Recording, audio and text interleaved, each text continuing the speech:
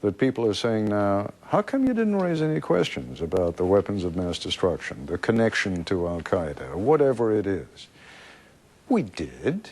Did we raise them as forcefully as we should have? Did we raise them night after night after night after night? No, we didn't. They're not journalists. They're cheerleaders for the Pentagon. They're cheerleaders for the White House. They were cheerleaders for this war.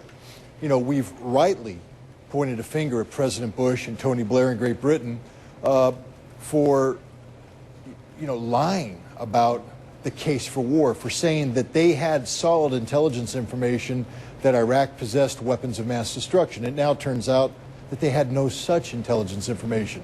They either made it up, misrepresented it, or otherwise deceived the electorate, their respective constituencies.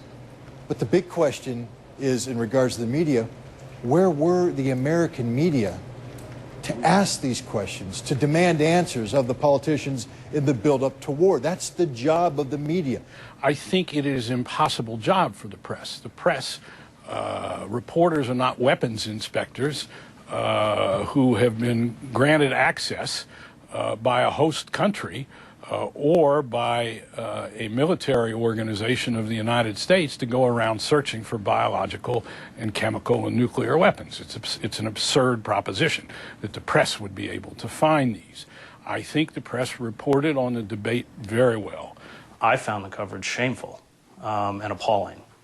And I'm surprised that in retrospect, anyone would defend it. We didn't have sources inside Iraq who could search the whole country in a comprehensive way. The weapons inspectors who'd been in Iraq, the whole litany of them, none of them were saying there are no weapons of mass destruction here, we completely disagree with this logic. They were saying we don't know. The media was as guilty as the White House and as the Prime Minister's office in Great Britain of promulgating a lie. And that's what they were doing. They were lying about the threat posed by Iraq. They ignored any information, even from the most credible sources, which argued against Iraq having weapons of mass destruction. Nowhere in that crucial period between September 7th and October 12th did the American press stand up to this tidal wave of nonsense. And again, the great exception is the Washington Times, me, and Scott Ritter. You know, I was a defender of the truth, and I'll stand by my record regarding Iraq without any embarrassment. I was right. I told the truth. I put the facts out there. And yet, for telling the truth, I was denigrated. I was attacked. My patriotism was called into question. We don't have an agenda to try to discredit or credit Scott Ritter. Our job is exactly what you just said. It is to present the facts, and let the viewer see what, let the viewer decide what to do with those facts. Have you heard anything about Scott Ritter? Has anybody borne him aloft on their shoulders and celebrated his prescience on the war? Has he been permitted to say, "I told you so," on all those national TV shows that ridiculed him and called him a friend of Saddam, on the take from Iraq, and so on and so forth? It's just astonishing. I think everybody began to get an inkling, and but of course a lot of them bought into it because they began tying it up with these tremendous weapons, this cache, these arsenals that Saddam Hussein had. No proof except that Colin Powell, undoubtedly, when he laid his prestige on the line at the United Nations, people believed in him. He had tremendous stature in our country. And some very, very professional journalists said that's when they bought into the whole argument that we should go to war. When Iraq finally admitted having these weapons in 1995, the quantities were vast. Less than a teaspoon of dry anthrax, a little bit about this amount. This is just about the amount of a teaspoon. Less than a teaspoonful of dry anthrax in an envelope shut down the United States Senate in the fall of 2001. Iraq declared 8,500 liters of anthrax, but UNSCOM estimates that Saddam Hussein could have produced 25,000 liters. If concentrated into this dry form, this amount would be enough to fill tens upon tens of thousands of teaspoons, and Saddam Hussein has not verifiably accounted for even 1 teaspoonful of this deadly material. By and large, the entire American news media swallowed that fish.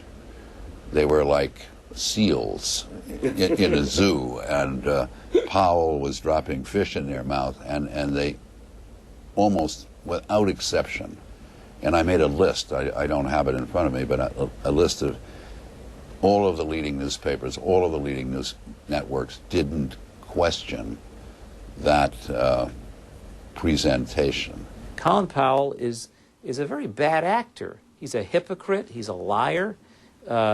If you go back to My Lai, he was one of the officers responsible for investigating what the Americal division was doing, and he managed not to find anything, which you'll read in Le Figaro, but you will not read in the American press, which did a very, very fine story on this a few days ago. He lied in front of the UN Security Council on behalf of his masters in the White House, and now he says, oh, I'm so appalled to find out that we were lied to. Chalabi lied to us. They misinformed us. Could we have hit the we don't know question harder? I'm sure we could have. I think everyone regrets that that wasn't done better. In fact, I would say in this whole run-up to the war, the American people, at least I got so much, well, 1, hate mail, but 2, many messages saying, where is the American press? Because people are thinking, too, and they hear what they're saying at the White House, and they say, well, why don't you ask about this? Why don't you ask this? So they felt we weren't tough enough. In fact, they felt we were asking too many softballs and playing along when we should have been much more inquiring. We really laid down on the job. It's not the job of the press to stop a country or a president from going to war. It's the job of the people of the country. At this hour, American and coalition forces are in the early stages of military operations to disarm Iraq, to free its people, and to defend the world from grave danger. On my orders, coalition forces have begun striking selected targets of military importance to undermine Saddam Hussein's ability to wage war.